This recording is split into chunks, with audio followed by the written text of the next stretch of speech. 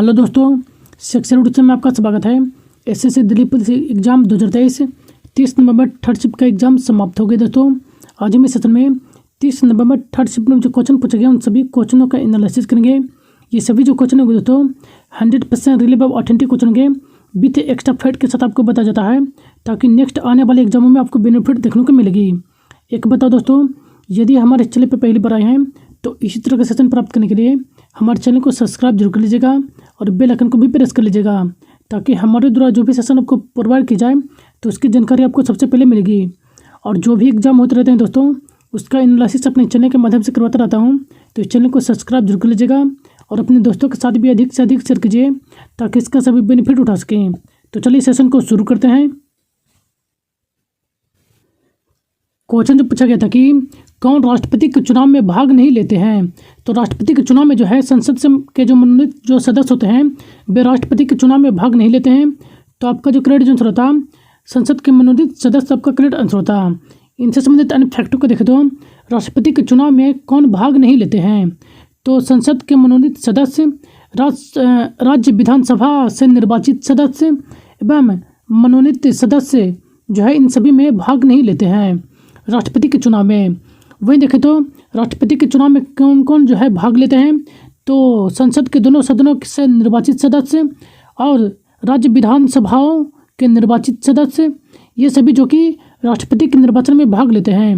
राष्ट्रपति का जो चुनाव होता है निर्वाचन मंडल के द्वारा किया जाता है, जिसमें संसद के निर्वाचित सदस्य और सभी राज्यों के विधानसभा एवं दिल्ली और पांडिचेरी के निर्वाचित सदस्य इसमें भाग लेते हैं।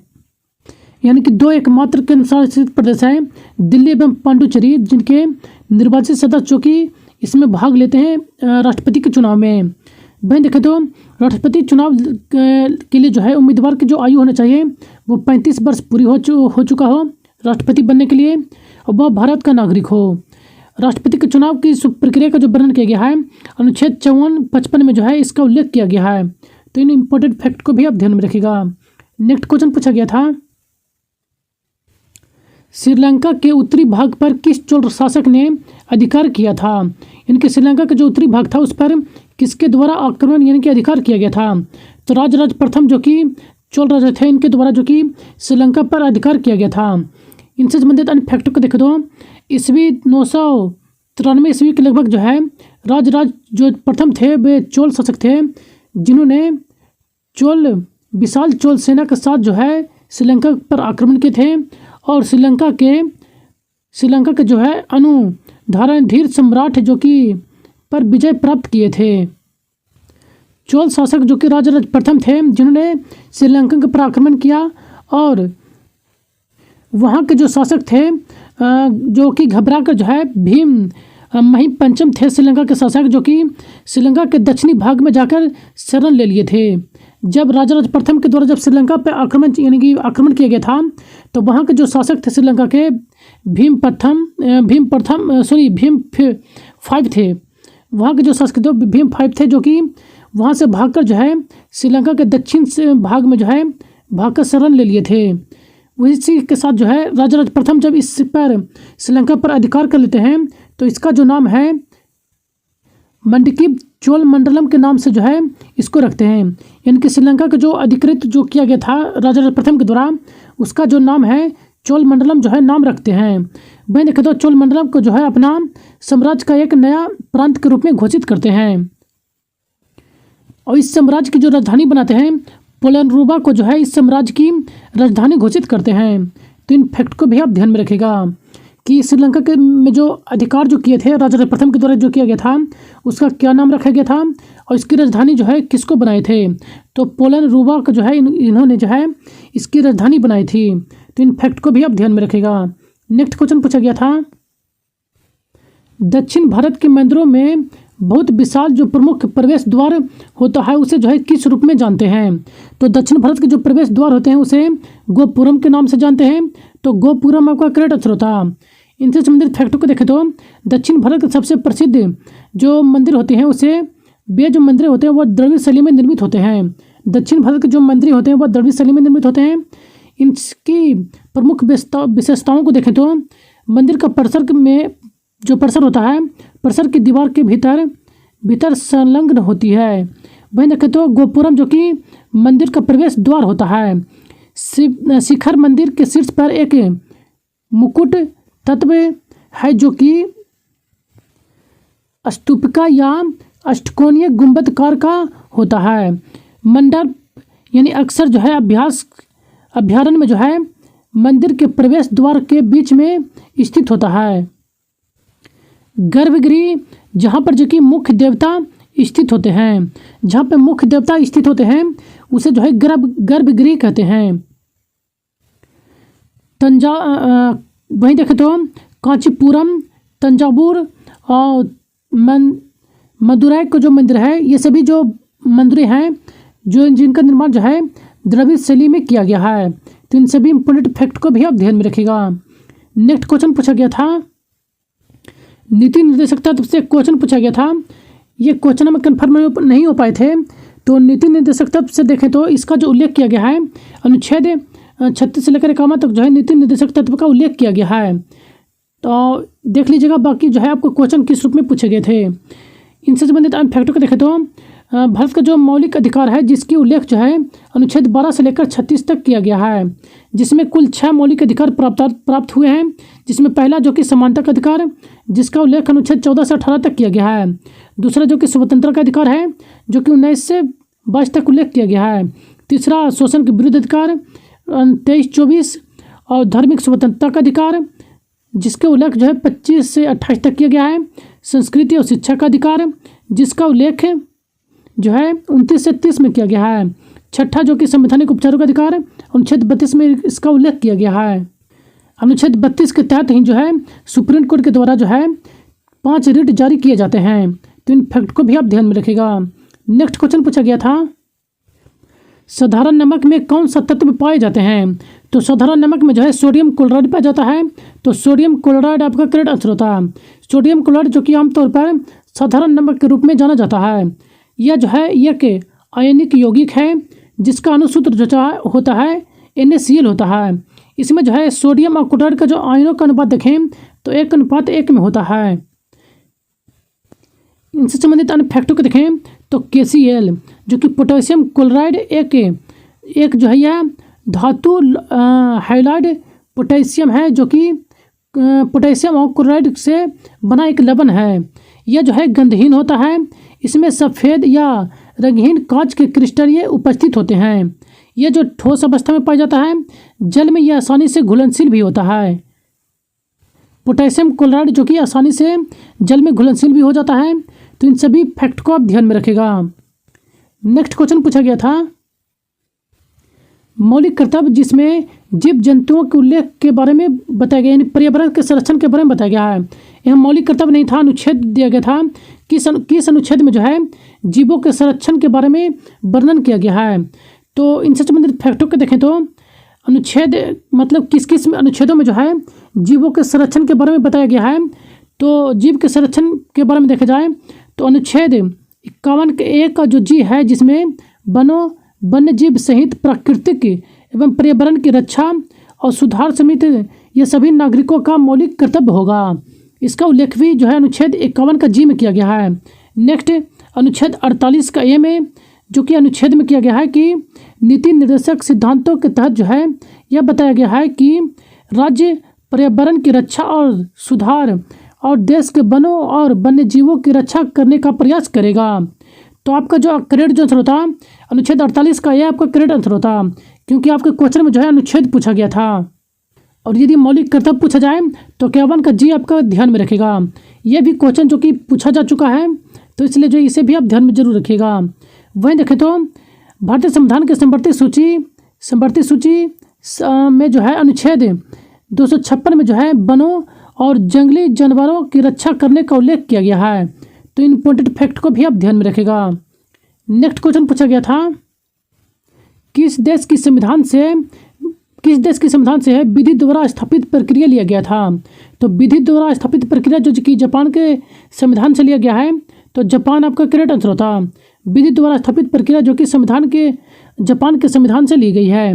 विधि द्वारा स्थापित प्रक्रिया का अर्थ है कि विधायिका या संबंधित निकाय द्वारा विधिवत बनाया गया कानून तभी मान्य है जब सही प्रक्रिया का पालन करेगा।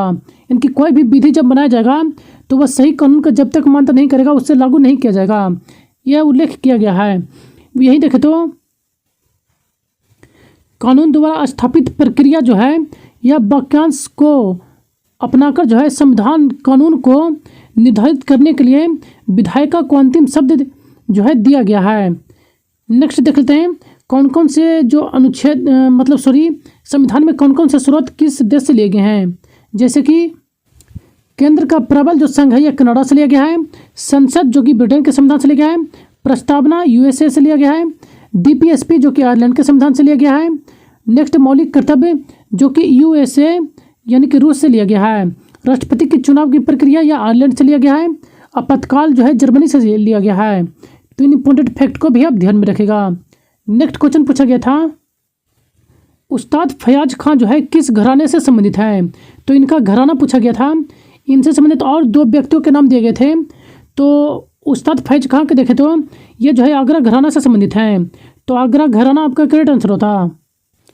उस्ताद फयाज खान जो कि एक भारतीय शास्त्रीय गायक हैं एवं हिंदी शास्त्रीय संगीत का ये आगरा घराने के प्रतिपादक थे। वहीं देखें तो इन्हें जो है मैसूर के राजा जो कि इन्हें आफ्ताब ए मौसिकी के उपाधि से इनको संबोधित किए थे। वहीं देखें तो इनके द्वारा जो लोकप्रिय जो ठुमरी है इनकी जो लोकप्रिय ठुमरी है वह बाजूबंद और खूल खूल ये जो है इनकी प्रमुख ठुमरी है। तो इन सभी को आप ध्यान में रखेगा। नेक्स्ट क्वेश्चन पूछा गया था वर्ष जो है 1953 में महारानी एलिजाबेथ के द्वितीय के राज्याभिषेक के समारोह के दौरान जो है किस प्रसिद्ध कथकली नृत्यांगना को प्रस्तुत करने के लिए बुलाया गया था। यानी कि जब महारानी एलिजाबेथ का जो राजारोहण हो रहा था 1953 में उस समय जो है किस नृत्यांगना को बुलाया गया था। तो कुमारी कमला आपका करेक्ट आंसर होता जो कि इन्हें जो है 1953 में महारानी एलिजाबेथ द्वितीय के सम्मान में बुलाया गया था जब राजारोहण हो रहा था। कुमारी कमला माँ जिन्हें कमला लक्ष्मी के नाम से भी जानते हैं यह एक प्रसिद्ध भारतीय नृत्यांगना एवं अभिनेत्री भी रही हैं। इन्होंने एक बाल नर्तक के रूप में कार्य करना शुरू किए थे। लगभग इन्होंने जो है 100 से अधिक फिल्मों में भी यह कार्य कर चुके हैं। जैसे कि तमिल, हिंदी, तेलुगु, कन्नड़ आदि फिल्मों में यह काम कर चुके हैं। इन्हें जो है फिल्म करियर के अलावा जो है कमला को जो है शास्त्रीय नृत्यांगना के रूप में भी प्रदर्शित किए थे और इन्हें जो है बजूब जो है नृत्य के रूप में जो है बजूब शैली से विशेष ज्ञात हासिल हुआ है। इनसे जुड़े अन्य फैक्ट को देख लेते हैं। ये जो है कथकली मणिपुरी शास्त्रीय नृत्य से संबंधित हैं। इन्हें जो है 1953 में राज्याभिषेक समारोह के दौरान जो है महारानी एलिजाबेथ द्वितीय के सम्मान में आमंत्रित किया गया था यानी कि बुलाया गया था। इन्हें 1970 में जो है कमला देवी को जो है पद्म भूषण पुरस्कार से भी सम्मानित किया गया था। तो इन सभी इंपॉर्टेंट फैक्ट को भी आप ध्यान में रखेगा। नेक्स्ट क्वेश्चन पूछा गया था कि विश्व की सबसे लंबी लिखित संविधान किसकी है। तो सबसे लंबी जो लिखित संविधान है वह भारत की है। तो करेक्ट जो आंसर होता भारत आपका करेक्ट आंसर होता। वहीं देखें तो संयुक्त राज्य अमेरिका की जो कि जिसके द्वारा जो है लिखित संविधान जो है 1987 में बनाया गया था जो कि विश्व का प्रथम लिखित संविधान है। तो इस फैक्ट को भी आप ध्यान में रखेगा। नेक्स्ट क्वेश्चन पूछा गया था ISSF विश्व कप राइफल में जो है पिस्टल 2023 का आयोजन कहाँ किया गया था। तो इसका जो आयोजन किया गया था फाइनल व कतर के दोहा में इसका आयोजन किया गया था। तो कतर दोहा आपका करेक्ट आंसर होता। वहीं देखें तो रियो प्रतियोगिता 2023 में जो है आखिरी राइफल जो है पिस्टल ISSF विश्व कप टूर्नामेंट का आयोजन जो है 18 से 27 नवंबर तक कतर के दोहा में इसका आयोजन किया जाना था। यह जो था विश्व का ISSF विश्व कप का फाइनल का आयोजन किया गया था। वहीं देखें तो इसमें जो है मेजबान देश भारत ने भोपाल में जो है आयोजित ISS विश्व कप 2023 में के समारोह में जो है इन्होंने जो कुल 7 पदक भारत के द्वारा प्राप्त किया गया था जिसमें से 1 स्वर्ण पदक थे, 1 रजत पदक और 5 कांस्य पदक थे जो कि भारत के द्वारा प्राप्त किए गए थे। वहीं देखें तो पदक तालिका में जो है दूसरे स्थान पर भारत रहा था। वहीं देखें तो चीन के द्वारा जो है 8 स्वर्ण पदक 2 रजत पदक और 2 कांस्य पदक प्राप्त किए गए थे और पदक तालिका में शीर्ष स्थान पर रहे थे। तो इस फैक्ट को भी आप ध्यान में रखिएगा। नेक्स्ट क्वेश्चन पूछा गया था, संसद की संयुक्त बैठक की अध्यक्षता कौन करता है? तो संसद की जो संयुक्त जो अधिवेशन जो बुलाया जाता है उसकी अध्यक्षता स्पीकर यानी कि लोकसभा के अध्यक्ष के द्वारा किया जाता है। तो लोकसभा अध्यक्ष आपका करेक्ट आंसर होता। इनसे संबंधित अन्य फैक्टों को देखें तो संसद की जो संयुक्त बैठक होती है वह राष्ट्रपति के द्वारा बुलाया जाता है। लोकसभा अध्यक्ष संसद की संयुक्त अधिवेशन की अध्यक्षता करते हैं, यानी कि लोकसभा के जो अध्यक्ष होते हैं इनके द्वारा संयुक्त अधिवेशन की अध्यक्षता किया जाता है, यानी कि बैठक करते हैं। संयुक्त अधिवेशन की जो बुलाया जाता है उसमें कोरम जो होता है वह कुल सदस्यों का 1/10 भाग उपस्थित होना चाहिए, यानी कि जितने भी सदस्य हैं उसका 1/10 भाग जो सदस्य होते हैं उनका उपस्थित होना अनिवार्य है। वहीं देखें तो संयुक्त अधिवेशन बुलाने की जो प्रक्रिया का जो उल्लेख जो किया गया है संविधान के अनुच्छेद 108 में जो है संयुक्त अधिवेशन बुलाने की प्रक्रिया का उल्लेख किया गया है। वहीं देखें तो संसद की संयुक्त बैठक जो है राष्ट्रपति के द्वारा बुलाया जाता है। इसकी अध्यक्षता जो है लोकसभा अध्यक्ष के द्वारा किया जाता है। यदि लोकसभा अध्यक्ष अनुपस्थित हो तो लोकसभा के उपाध्यक्ष के द्वारा इसकी अध्यक्षता किया जाएगा। यदि उपाध्यक्ष भी अनुपस्थित हो तो राज्यसभा के सभापति के द्वारा, यानी कि उप जो सभापति अध्यक्ष होते हैं उनके द्वारा इसकी अध्यक्षता किया जाएगा। वहीं देखें तो संयुक्त अधिवेशन की जो प्रावधान जो किया गया है केवल साधारण विधायकों को तथा या वित्तीय बिलों को लागू होता है, न कि धन विधेयक या संविधान संशोधन को पारित करने पर। यानी कि संयुक्त जो अधिवेशन जो बुलाया जाता है वह साधारण विधेयक को पास करने के लिए बुलाया जाता है। धन विधेयक और संविधान संशोधन के लिए जो है संयुक्त अधिवेशन की अध्यक्षता जो है संयुक्त अधिवेशन जो है नहीं बुलाया जाता है। इसे आप जरूर ध्यान में रखिएगा। वहीं देखें तो संयुक्त अधिवेशन की जो अवधि होती है समय और स्थल जो है यह अध्यक्ष के द्वारा निर्धारित किया जाता है। तो इन सभी इंपॉर्टेंट फैक्ट को आप ध्यान में रखिएगा। नेक्स्ट क्वेश्चन पूछा गया था, अहमदनगर का संस्थापक कौन था? तो अहमदनगर का जो स्थापना जो किया गया था सुल्तान अहमद निजाम के द्वारा इसकी स्थापना किया गया था। तो सुल्तान अहमद निजाम जो है आपका करेक्ट आंसर होता।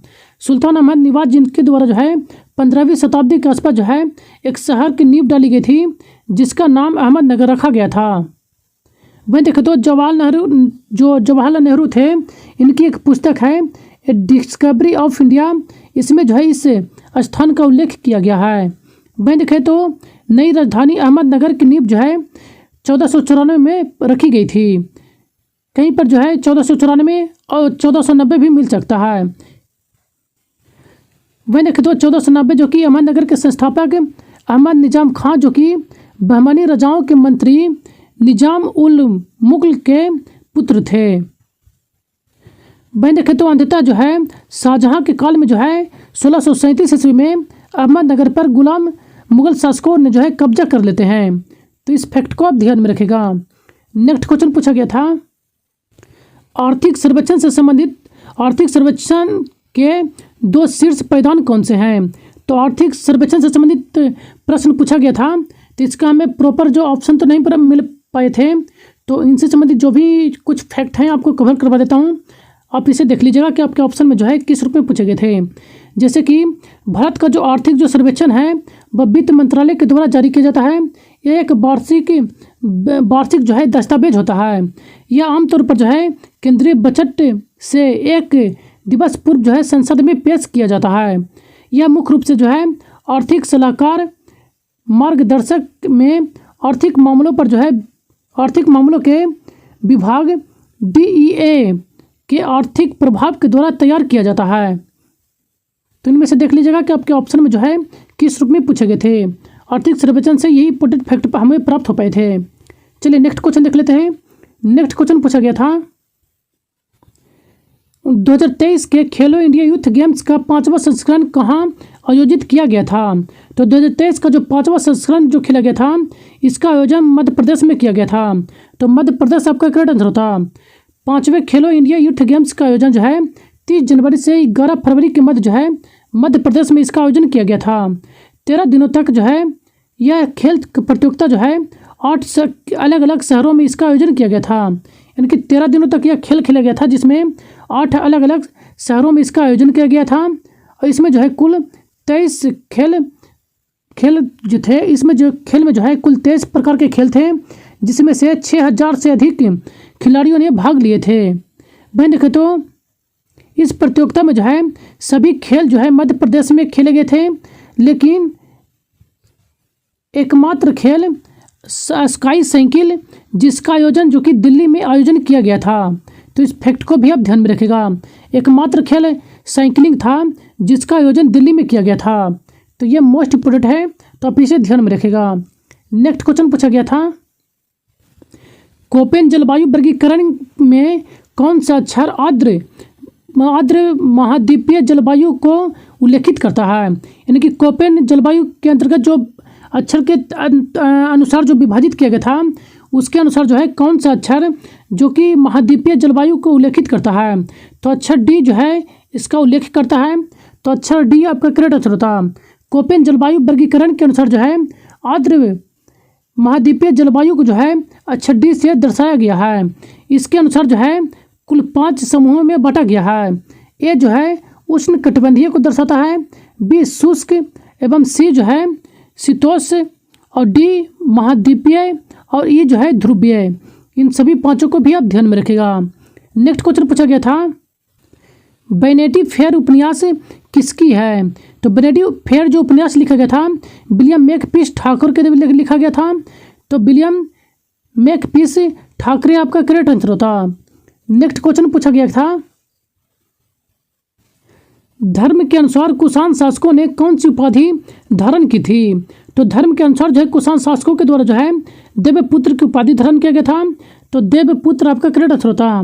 कुषाण शासकों में देखा जाए तो कनिष्क जो कि कुषाण शासक का सबसे प्रतापी शासक था, जो कि 78 ईस्वी से लेकर 101 ईस्वी तक शासन किए थे। इन्हीं के द्वारा जो है 78 ईस्वी में जब यह गद्दी पर बैठते हैं तो उसी समय जो है इनके द्वारा शक संवत चलाया जाता है, जो कि आज भी भारत सरकार के द्वारा शक संवत को प्रयोग में लिया जाता है। नेक्स्ट देखें तो कनिष्क जो कि कुजुल कडफिसेस द्वितीय के एक पुत्र थे और इन्होंने जो है देवपुत्र की उपाधि धारण की थी। तो इन फैक्ट को भी आप ध्यान में रखेगा। नेक्स्ट क्वेश्चन पूछा गया था, सकौल क्षेत्र, मेहसाना, नवग्राम, ये सभी जो तेल क्षेत्र हैं ये किस राज्य से संबंधित हैं? तो ये सभी जो तेल उत्पादक हैं ये सभी गुजरात से संबंधित हैं। तो गुजरात आपका करेक्ट आंसर होता। वहीं देखें तो कलोस, मेहसाना और नवगाम ये सभी जो है गुजरात के महत्वपूर्ण तेल उत्पादक क्षेत्र हैं। तो इनसे भी आप ध्यान में रखेगा। चलिए नेक्स्ट क्वेश्चन देख लेते हैं। नेक्स्ट क्वेश्चन पूछा गया था, legend of Suhel Dev the king who saved India, यह पुस्तक जो है किसने लिखी थी? तो यह पुस्तक जो था अनीश त्रिपाठी के द्वारा लिखा गया था। तो अनीश त्रिपाठी आपका करेक्ट आंसर था। यह जो पुस्तक है इस पुस्तक को जो है जून 2020 में जो है प्रकाशित किया गया था और यह महाराजा सुहेल देव पर आधारित है। तो इस फैक्ट को भी आप ध्यान में रखेगा। नेक्स्ट क्वेश्चन पूछा गया था, सत्यशोधक समाज की स्थापना कब की गई थी? तो सत्यशोधक समाज की जो स्थापना है ज्योतिबा फुले के द्वारा 24 सितंबर 1873 को किया गया था। तो आपका जो है 1873 आपका करेक्ट आंसर होता। नेक्स्ट क्वेश्चन पूछा गया था, गुलफाम अहमद गुलफाम जो अहमद है ये सरोद के अलावा जो है और किस वाद्य यंत्र को बजाते हैं? यानी कि इनके द्वारा जो है यह सरोद जो बजाते ही हैं, इसके अलावा जो है और किस वाद्य यंत्र को बजाते हैं? तो रबाब आपका करेक्ट आंसर होता। इनके द्वारा जो है एक रबाब वाद्य यंत्र होता है जो कि इनके द्वारा बजाया जाता है। तो इन दोनों को आप ध्यान में रखेगा कि इनके द्वारा जो है सरोद एवं रबाब जो कि उस्ताद गुलफाम अहमद के द्वारा बजाया जाता है। नेक्स्ट क्वेश्चन पूछा गया था, बेकिंग सोडा का रासायनिक नाम क्या है? तो बेकिंग सोडा का जो रासायनिक नाम होता है सोडियम बाइकार्बोनेट है। तो सोडियम बाइकार्बोनेट आपका करेक्ट आंसर होता। नेक्स्ट क्वेश्चन पूछा गया था कि रामकृष्ण मिशन की स्थापना कब और किसने की थी? तो रामकृष्ण मिशन की जो स्थापना है विवेकानंद के द्वारा 1897 में किया गया था। तो विवेकानंद आपका करेक्ट आंसर होता। विवेकानंद के द्वारा जो कि 1897 में बेलूर में जो है रामकृष्ण मिशन की स्थापना करते हैं। रामकृष्ण जो कि विवेकानंद के गुरु थे। यह जो है विवेकानंद एक समाज सुधारक थे। तो इन फैक्ट को भी ध्यान में रखिएगा। नेक्स्ट क्वेश्चन पूछा गया था, दिल्ली के मुख्यमंत्री की नियुक्ति कौन करता है? तो दिल्ली के जो मुख्यमंत्री हैं होते हैं उनकी नियुक्ति राष्ट्रपति के द्वारा किया जाता है। तो राष्ट्रपति आपका करेक्ट आंसर होता। दिल्ली के जो मुख्यमंत्री होते हैं उनकी नियुक्ति राष्ट्रपति के द्वारा किया जाता है। और जितने भी केंद्र शासित प्रदेश होते हैं उन सभी के मुख्यमंत्री की नियुक्ति राष्ट्रपति के द्वारा किया जाता है। राष्ट्रपति मुख्यमंत्री की सलाह पर जो है अन्य मंत्रियों की नियुक्ति करते हैं। संविधान के अनुच्छेद 164 के जो है मुताबिक यह मुख्यमंत्री की नियुक्ति राज्यपाल करता है। अन्य सभी जो होते हैं उनकी जो नियुक्ति है राज्यपाल के द्वारा किया जाता है। तो इस फैक्ट को भी आप ध्यान में रखिएगा कि सिर्फ जो है केंद्र शासित प्रदेशों के जो मुख्यमंत्री होते हैं उन्हीं की जो नियुक्ति है राष्ट्रपति के द्वारा किया जाता है। बाकी अन्य राज्यों की जो नियुक्ति है वह राज्यपाल के द्वारा अनुच्छेद 164 के तहत करते हैं। तो इन फैक्ट को ध्यान में रखिएगा। नेक्स्ट क्वेश्चन पूछा गया था कि कृषि किस अनुसूची में के अंतर्गत आती है? तो कृषि जो कि राज्य सूची के अंतर्गत आती है। तो राज्य सूची आपका करेक्ट आंसर होता। कृषि जो कि भारतीय संविधान की 7वीं सूची के अंतर्गत आती है, जो कि राज्य सूची के अंतर्गत शामिल है। राज्य सूची के अंतर्गत देखें तो अन्य प्रमुख जो विषय हैं जैसे कि पुलिस, व्यापार, वाणिज्य, कृषि, सिंचाई, ये सभी जो कि राज्य सूची के अंतर्गत आते हैं। तो इन सभी को ध्यान में रखेगा। नेक्स्ट क्वेश्चन पूछा गया था, राजा राम मोहन राय ने 1817 में डेविड हेयर के साथ जो है कलकत्ता में किस शिक्षा संस्थान की आधारशिला रखी थी? तो राजा राम मोहन राय के द्वारा जो है 1817 में जो है कोलकाता हिंदू कॉलेज की आधारशिला रखा गया था। तो आपका जो करेक्ट आंसर होता कोलकाता हिंदू कॉलेज आपका करेक्ट आंसर होता। राजा राम मोहन राय जो कि 1870 में डेविड हेयर के साथ मिलकर हिंदू कॉलेज की आधारशिला यानी कि स्थापना किए थे। वहीं देखें तो यह कॉलेज जो कि भारत में शिक्षा प्रणाली की क्रांति के मार्ग में प्रशस्त हुए थे, यानी कि यह जो है क्रांति के रूप में उभरा था भारत के लिए। नेक्स्ट क्वेश्चन पूछा गया था कि राष्ट्रीय ग्रामीण स्वास्थ्य मिशन की स्थापना कब की गई थी? तो राष्ट्रीय ग्रामीण स्वास्थ्य मिशन की जो स्थापना किया गया था 12 अप्रैल 2005 को किया गया था। तो 12 अप्रैल 2005 आपका करेक्ट आंसर होता। नेक्स्ट क्वेश्चन पूछा गया था, पूर्वी तट का बंदरगाह कौन सा है? तो पूर्वी घाट का बंदरगाह पूछा गया था। तो पूर्वी घाट के अंतर्गत कौन कौन से प्रमुख बंदरगाह हैं आपको बता देता हूं। आप देख लीजिएगा आपके ऑप्शन में कौन कौन से दिए गए थे।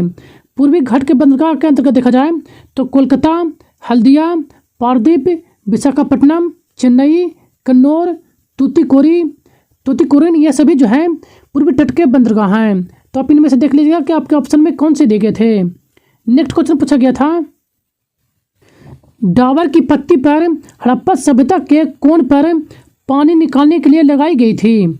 तो यह जो लगाई गई थी डाबर बिटुमेन आपका करेक्ट आंसर होता, जो कि कौन जो है पानी निकालने के लिए लगाया गया था। हड़प्पा सभ्यता में जो है पानी में चूने को रोकने के लिए, पानी से जो पानी चूता था उसको रोकने के लिए जो है चिकनाई के मसाले और इसके ऊपर जो है डाबर बिटुमेन जो है कि परत चढ़ाई जाती थी। इसका कंफर्म तो हमें ऑप्शन नहीं मिल पाए थे, तो हमारे साथ से डाबर बिटुमेन ये आपका करेक्ट आंसर होता, या तो चिकनाई मसाले आपका करेक्ट आंसर होता। आप देख लीजिएगा कि आपके ऑप्शन में जो है कौन दिए गए थे। नेक्स्ट क्वेश्चन देख लेते हैं। नेक्स्ट क्वेश्चन पूछा गया था, सूर्य मंदिर की नृत्य जो मूर्तियां हैं वह किस नृत्य से संबंधित हैं? यानी कि सूर्य मंदिर में जो नृत्य करते हुए जो मूर्तियां दिखाई गई हैं वह किस नृत्य से संबंधित हैं? तो ये सभी जो है उड़ीसी नृत्य से संबंधित हैं। तो उड़ीसा नृत्य आपका करेक्ट आंसर होता। सूर्य मंदिर की जो मूर्तियां हैं वह उड़ीसी शास्त्रीय नृत्य उड़ीसा को दर्शाती है। उड़ीसा यह जो सूर्य मंदिर है जो कि उड़ीसा के कोणार्क में स्थित है। वहीं देखें तो यहाँ पर जो है हर साल दिसंबर में कोणार्क में जो है उत्सव का आयोजन किया जाता है जो कि 5 दिनों तक चलती है। तो ये भी ध्यान में रखेगा कि कोणार्क में जो सूर्य मंदिर के पास जो उत्सव का आयोजन किया जाता है वह कितने दिनों तक चलता है? तो 5 दिनों तक चलता है, क्योंकि इस रूप में भी क्वेश्चन पूछे जा चुके हैं कि कौन सा उत्सव जो है कितने दिनों तक मनाया जाता है। तो आप इसे ध्यान में रखिएगा। नेक्स्ट क्वेश्चन पूछा गया था, विश्व व्यापार संगठन WTO किस संस्था से प्रतिस्थापित किया गया था, यानी किस संस्था को बदलकर जो है WTO के रूप में बदला गया था। तो शुष्क व्यापार पर सामान्य समझौते यानी कि गेट को जो है बदलकर WTO के रूप में बदला गया था। तकरीबन इसका जो परिवर्तन जो किया गया था 1995 में किया गया था। तो ये कन्फर्म तो हमें डेट ध्यान में नहीं आ रहा है, शायद 1995 में ही जो है गेट को बदलकर जो है WTO में परिवर्तित जो है किया गया था। तो अब देख लीजिएगा एक बार। नेक्स्ट देखें तो जो गेट की जो स्थापना किया गया था 1998 में किया गया था। तो इन फैक्ट को भी ध्यान में रखेगा। नेक्स्ट क्वेश्चन पूछा गया था कि लोसार महोत्सव कहाँ मनाया जाता है। तो लोसार जो महोत्सव है वह अरुणाचल प्रदेश में मनाया जाता है। तो अरुणाचल प्रदेश आपका करेक्ट आंसर होता। नेक्स्ट क्वेश्चन पूछा गया था कौन से समाज सुधारक थे जिन्होंने आधुनिक बंगाली खड़ी बोली जोड़ी थी। तो आधुनिक जो बंगाली में जो है खड़ी बोली जो जोड़ा गया था वर्णमाला के रूप में, ये राजा राम मोहन राय के द्वारा जोड़ा गया था। तो राजा राम मोहन राय आपका करेक्ट आंसर होता। नेक्स्ट क्वेश्चन पूछा गया था कि किस केंद्र शासित प्रदेश का साक्षरता दर सबसे कम है। तो जो कि दादरा नगर हवेली जिसकी साक्षरता दर सबसे कम है।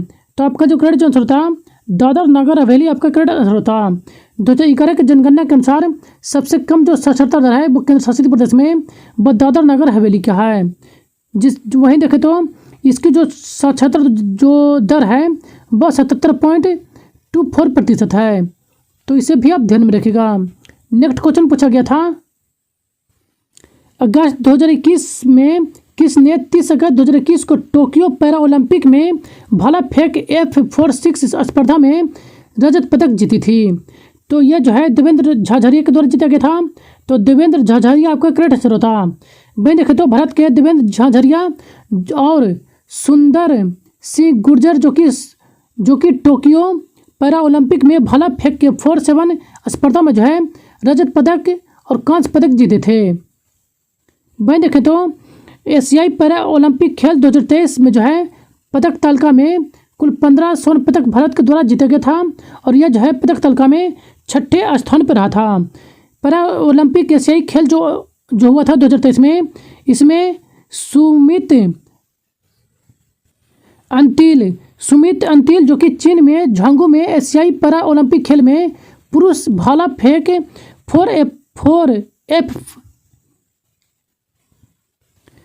F64 स्पर्धा में जो है स्वर्ण पदक प्राप्त किए थे। तो आप देख लीजिएगा इनमें से कौन से आपके ऑप्शन में पूछे गए थे। यदि 4-6 पूछा गया था तो देवेंद्र झाझरिया आपका करेक्ट आंसर होता।